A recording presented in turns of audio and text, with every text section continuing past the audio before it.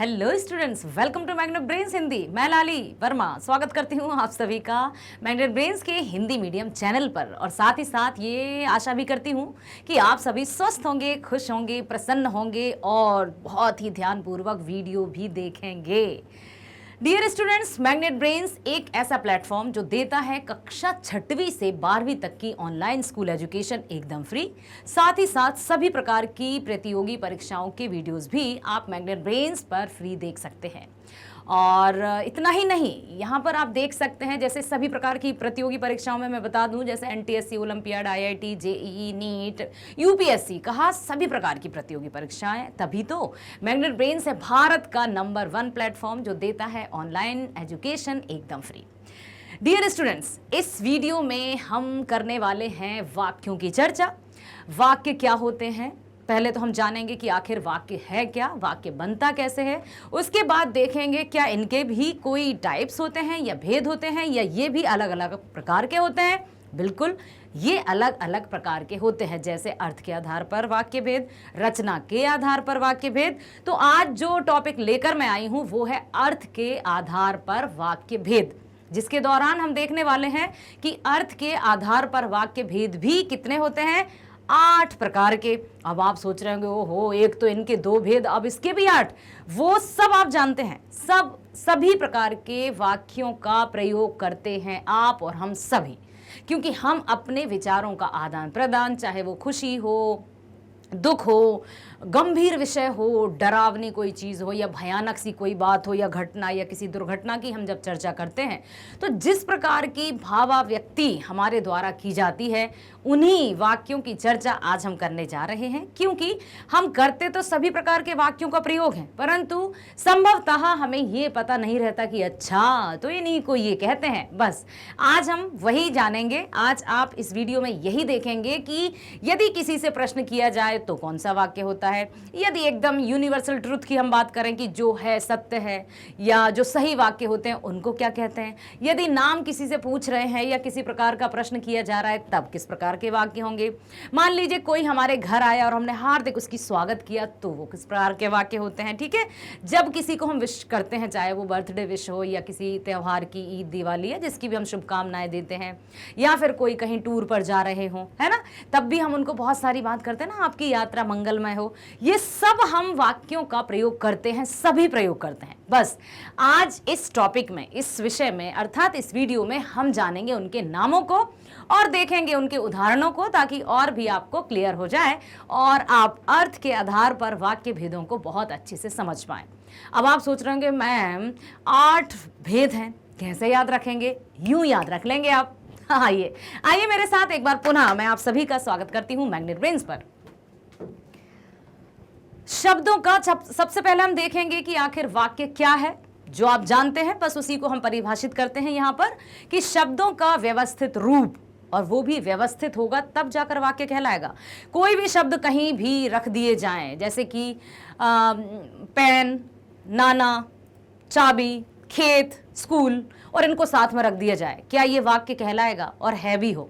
नहीं, जब तक उनको व्यवस्थित रूप में अच्छे से नहीं रखा जाएगा, जिससे उनका अर्थ स्पष्ट नहीं होगा, तब तक कोई भी शब्द, बहुत सारे शब्द भी होंगे, उनको वाक्य नहीं कहा जा सकता। ठीक है, तो यहां ध्यान दीजिए कि शब्दों का व्यवस्थित रूप जिससे मनुष्य अपने विचारों का आदान प्रदान करता है उसे वाक्य कहते हैं। एक सामान्य वाक्य में क्रमशः क्या क्या होता है? कर्ता होता है, कर्म होता है और क्रिया होती है। कोई भी वाक्य जिसमें कर्ता तो होगा ही, जैसे मैं लिख रही हूं, आप पढ़ रहे हैं, मोहन जा रहा है, हर एक वाक्य में क्रिया तो होगी ही, कर्ता भी होगा ही, साथ ही साथ कर्म भी होता है।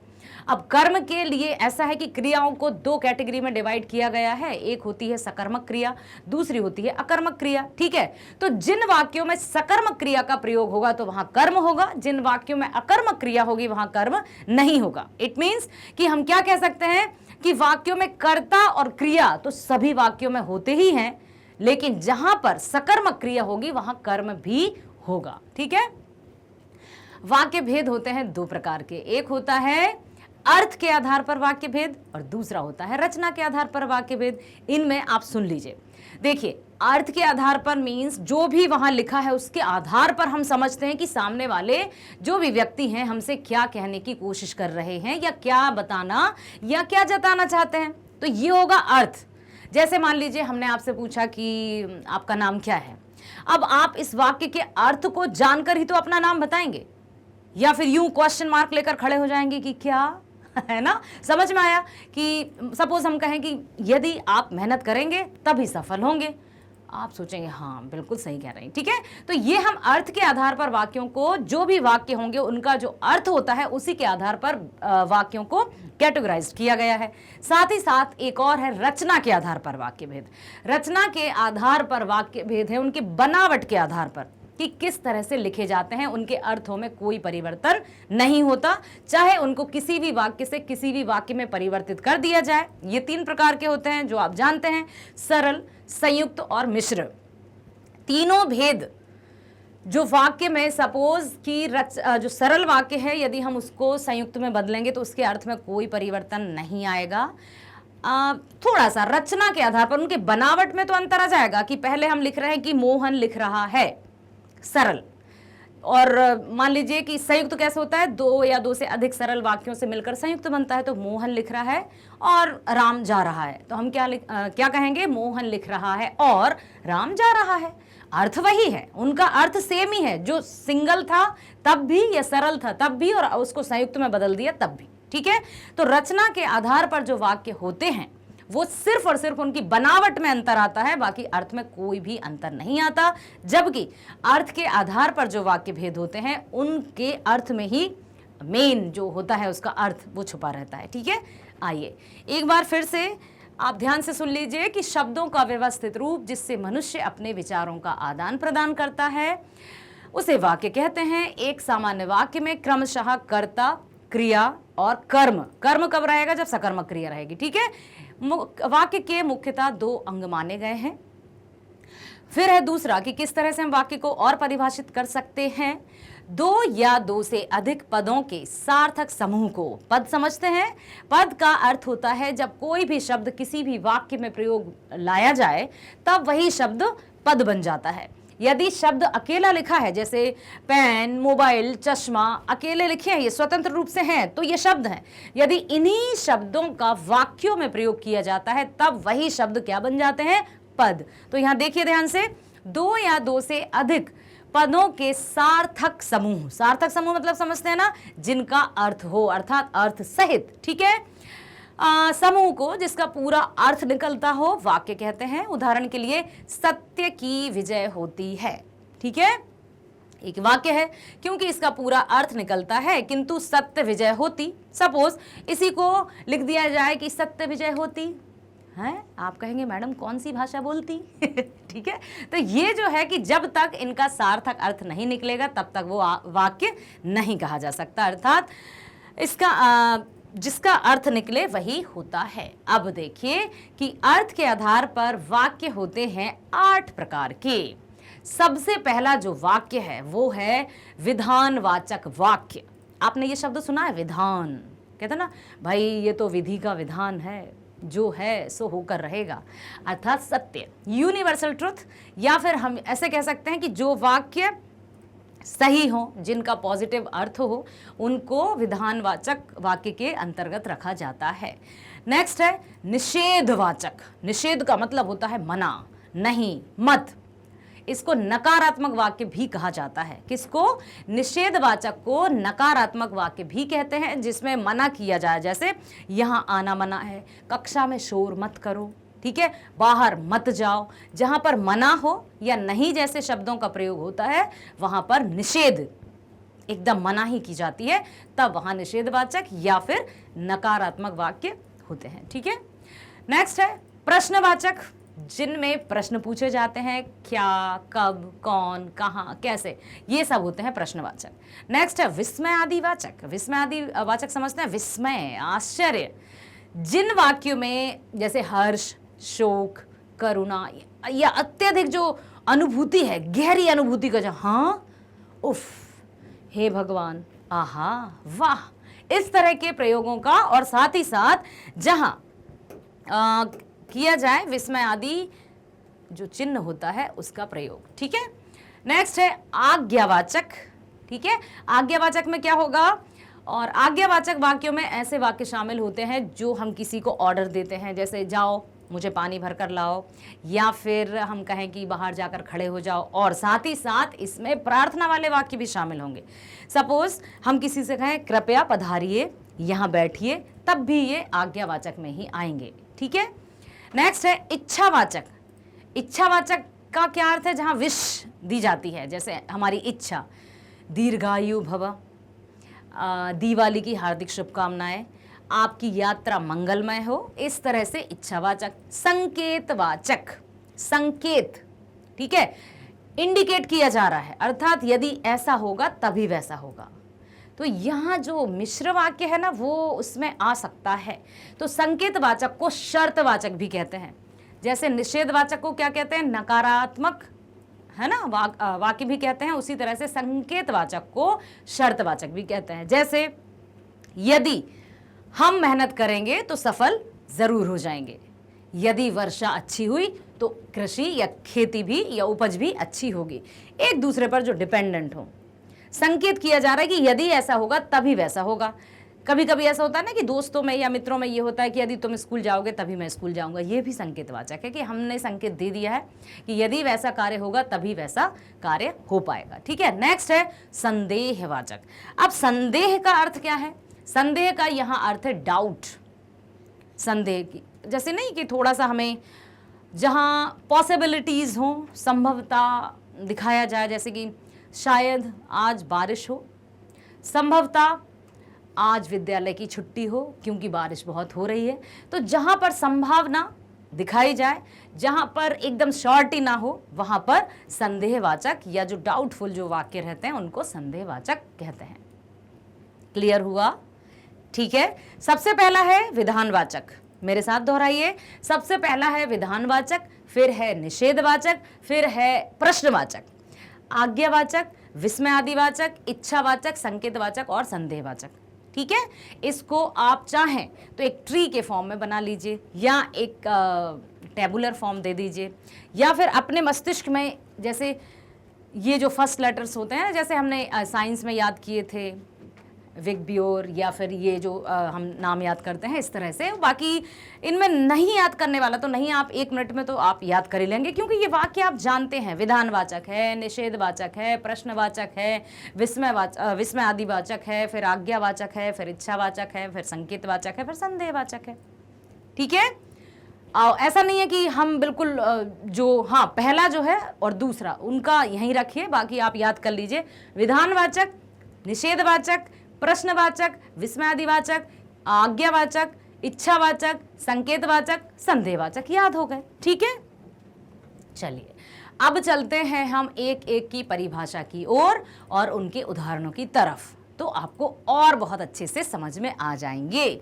बिल्कुल यहीं ध्यान से सुनिएगा, देखिएगा, यहाँ वहाँ नहीं देखना है। ठीक है, वह वाक्य जिससे किसी प्रकार की जानकारी प्राप्त हो, जानकारी, सही जानकारी। ठीक है, वह विधानवाचक वाक्य कहलाता है। जैसे भारत हमारा देश है या भारत एक देश है, राम के पिता का नाम, श्री राम के पिता का नाम दशरथ है, दशरथ अयोध्या के राजा थे, मैं कल दिल्ली गया था, हम स्नान कर चुके। मतलब जो सही हो चुका है, हमें प्रतिदिन विद्यालय जाना चाहिए, या फिर सूरज पूरब से उगता है, या महात्मा गांधी को राष्ट्रपिता कहा जाता है, बापू कहा जाता है। तो ये जो वाक्य आएंगे वो आएंगे विधानवाचक में। क्लियर? ठीक है,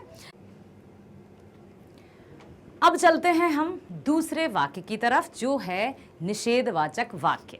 ठीक है, जिन वाक्यों से कार्य ना होने का भाव प्रकट होता है, अर्थात जिन वाक्यों से हमें पता चले कि ये कार्य नहीं होगा या नहीं हुआ है या नहीं किया गया है, उन वाक्यों को कहते हैं निषेधवाचक वाक्य, या फिर नकारात्मक वाक्य भी इनको कहते हैं। जैसे मैंने दूध नहीं पिया, मैंने खाना नहीं खाया, माला नहीं नाचेगी, श्याम आज नहीं पढ़ेगा, या इस तरह से कि मुझे नहीं जाना। ठीक, तो जहाँ पर जिस भी वाक्य के माध्यम से किसी भी कार्य के ना होने का बोध होता है, वहां पर होता है निषेधवाचक वाक्य। क्लियर हुआ? निषेधवाचक। ओके, ये आपको ध्यान रखना है कि जिन वाक्यों से कार्य ना होने का भाव प्रकट होता है उन्हें निषेधवाचक वाक्य कहते हैं। नेक्स्ट है प्रश्नवाचक वाक्य। प्रश्नवाचक वाक्य तो एकदम सिंपल है कि जहां पर प्रश्न किया जाता है, किसी से कुछ पूछा जाता है, जैसे क्या, कौन, कब, कहां, कैसे, ये सभी प्रश्नवाचक के अंतर्गत आएंगे कि जिसके द्वारा किसी भी प्रकार का प्रश्न किया जाए, प्रश्नवाचक वाक्य। जैसे भारत क्या है? भारत हमारा देश है। राम के पिता कौन है? राजा है। ठीक है। दशरथ कहाँ के राजा थे? बताइए। अयोध्या के राजा थे। मतलब जो भी प्रश्न किया जाता है वहां पर प्रश्नवाचक वाक्य होता है। अगला है आज्ञावाचक। आज्ञावाचक में सिर्फ ऑर्डर ही नहीं दिया जाता बल्कि प्रार्थना भी की जाती है कि कृपया आइए, कृपया बैठ जाइए। ठीक है, तो वह वाक्य जिसके द्वारा किसी प्रकार की आज्ञा दी जाती है या प्रार्थना की जाती है वह विधि सूचक वाक्य या फिर आज्ञावाचक वाक्य कहलाता है। कृपया बैठ जाइए, कृपया शांति बनाए रखें, या फिर शांत रहो, बैठो, ठीक है, बैठिए, ये सब आएंगे आज्ञावाचक के अंतर्गत। विस्मय आदि वाचक वाक्य, जहां पर क्या हो, आश्चर्य की बात की जाती है, जहां पर गहरी अनुभूति की बात की जाए, एकदम चाहे वो खुशी की बात हो, चाहे दुख की बात हो, अत्यधिक शोक, हर्ष, ये इन वाक्यों में शामिल होते हैं। वह वाक्य जिससे किसी प्रकार की गहरी अनुभूति का प्रदर्शन किया जाता है वह विस्मय आदि वाचक वाक्य कहलाता है। जैसे आहा कितना सुंदर उपवन है, ओह कितनी ठंडी रात है, बल्ले हम जीत गए। ठीक है, कैसा सुंदर दृश्य, अच्छा तुमने भी यश का नाम कर दिया। तो इस तरह से, या फिर कह सकते हैं वाह कितना सुंदर दृश्य है। तो जहां पर ये विस्मय आदि वाचक चिन्ह लगा रहेगा वहां पर विस्मय आदि वाचक वाक्य रहेंगे। इच्छावाचक शुभकामना दी जाती है। ठीक है, जैसे जिन वाक्यों में किसी इच्छा, आकांक्षा या आशीर्वाद का बोध होता है उन्हें इच्छावाचक वाक्य कहते हैं। जैसे भगवान तुम्हें दीर्घायु करे, नव वर्ष मंगलमय हो, नव वर्ष मंगलमय हो, भगवान करे आपका सब काम हो जाए, या फिर आपकी यात्रा मंगलमय हो। इस तरह से ये आ जाएंगे इच्छावाचक में। नेक्स्ट है संकेतवाचक, जिसको शर्तवाचक भी कहते हैं, जो एक दूसरे पर डिपेंडेंट रहते हैं कि यदि ऐसा हुआ तब वैसा होगा। ठीक है, यदि हम मेहनत करेंगे तो सफलता जरूर मिलेगी। जिन वाक्यों में किसी संकेत का बोध होता है, किसी मतलब नहीं, संकेत किसी की ओर संकेत किया जाता है, इंडिकेट किया जाता है, उन्हें कहते हैं संकेतवाचक। जैसे राम का मकान उधर है, ठीक है, ये भी सोनू उधर रहता है, यदि छुट्टियां हुई तो हम श्रीनगर अवश्य जाएंगे, वर्षा होती तो फसल अच्छी होती, ये होता तो वो होता, या फिर इंडिकेट किया जाता है, तब भी ये संकेतवाचक के अंतर्गत आते हैं। अब क्या है, एक और बताइए। आखिरी है हमारा संदेहवाचक।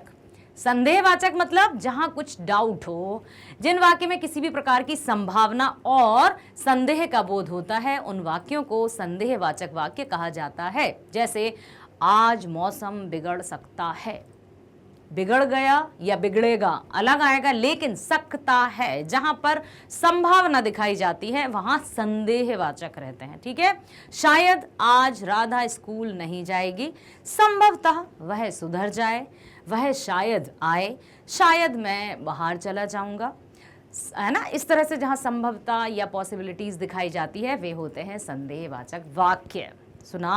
सुना ध्यान से। कितने वाक्यों का अध्ययन किया आज हमने किया आज अर्थ के आधार पर वाक्य भेद, जो होते हैं 8 प्रकार के। कौन कौन से? विधानवाचक, निषेधवाचक, आज्ञावाचक, इच्छावाचक, बताइए जल्दी से, और क्या है जल्दी बताइए। संकेत, संदेह, और बताइए प्रश्नवाचक। हो गए 8 प्रकार के। तो यहां पर 8 प्रकार के वाक्य भेद अर्थात अर्थ के आधार पर वाक्य भेदों को हमने सुना और उदाहरणों के माध्यम से उनको जान लिया। आशा करती हूं आपने बहुत अच्छे से वीडियो को देखा है और आपको समझ में भी आ गया है। यदि समझ में नहीं आए तो एक बार और वीडियो देखिएगा, उसके बाद भी नहीं आए तो कमेंट बॉक्स में जरूर लिखिएगा, हम उसका उत्तर देंगे। क्योंकि हमारा कार्य है, हमारा एकमात्र उद्देश्य है आप सभी होनहार स्टूडेंट्स के लिए ऑनलाइन बेस्ट एजुकेशन प्रोवाइड करना। साथ ही साथ कक्षा 6वीं से 12वीं तक तक की education, school education magnet brains free देता है। साथ ही साथ सभी प्रकार की प्रतियोगी परीक्षाओं के वीडियोस भी आप मैग्नेट ब्रेन्स पर फ्री देख सकते हैं।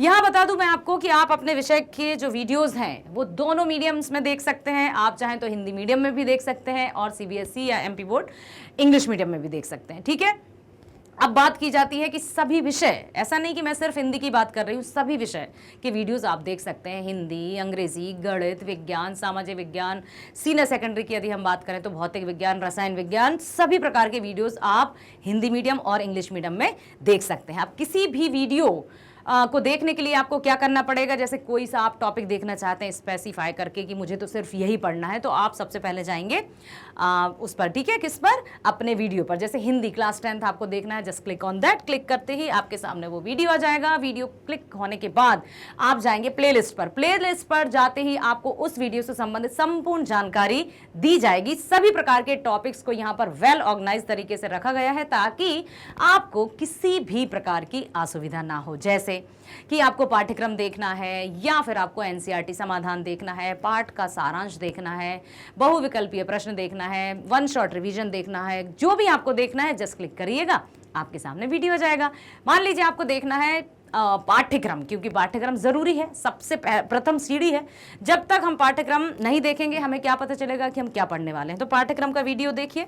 पाठ्यक्रम का क्लिक करते ही हिंदी का पाठ्यक्रम वीडियो आ गया है, जिसमें दोनों कोर्सेज का पाठ्यक्रम शामिल है, जैसे कोर्स 1 क्षितिज और कृतिका, कोर्स भी स्पर्श और संचयन। अब इसमें कितने चैप्टर्स हैं, काव्य खंड और गद्य खंड में कितने टोटल चैप्टर्स हैं, कौन कवि या लेखक हैं, संपूर्ण जानकारी दी गई है। साथ ही साथ जो शीर्षक है अर्थात कविता या पाठ का, ये भी बताया गया है सार की इंट्रोडक्शन दिया है कि कौन से पार्ट में आप क्या पढ़ने वाले हैं। अर्थात जब आप वीडियो देख लेंगे तो आपको हर एक पार्ट, चाहे वो गद्य खंड का हो चाहे काव्य खंड का हो, उसकी संपूर्ण जानकारी आपको मिल जाएगी और आप साल भर आराम से अपने सिलेबस को, पाठ्यक्रम को यहाँ पर ध्यानपूर्वक रखकर अपनी तैयारी भी कर सकते हैं और अपने आप को बेस्ट भी बना सकते हैं। ठीक है, आशा करती हूं कि आप देख लिया है वीडियो तो आपको पसंद भी आएगा और समझ में भी आएगा। तो लाइक जरूर कीजिएगा, सब्सक्राइब करना नहीं भूलना है ताकि आपको जो न्यू वीडियोस रिलीज होंगे उनका नोटिफिकेशन तुरंत मिल सके और तुरंत आप उन वीडियोस का लाभ उठा सके। क्योंकि आपको पता है ना, मैग्नेट ब्रेन्स देता है कक्षा 6वीं से 12वीं तक की ऑनलाइन स्कूल एजुकेशन एकदम फ्री। शेयर करना मत भूलिएगा ताकि आप जैसे सभी जो आपके फ्रेंड्स हैं और भी जो क्लासमेट्स हैं, जितने भी परिचित हैं, उनको लिंक शेयर जरूर कीजिएगा ताकि वे भी ऑनलाइन बेस्ट एजुकेशन का लाभ ले सकें। ठीक है, मिलते हैं नेक्स्ट वीडियो में। स्वस्थ रहिए, खुश रहिए, bye bye, thank you so much.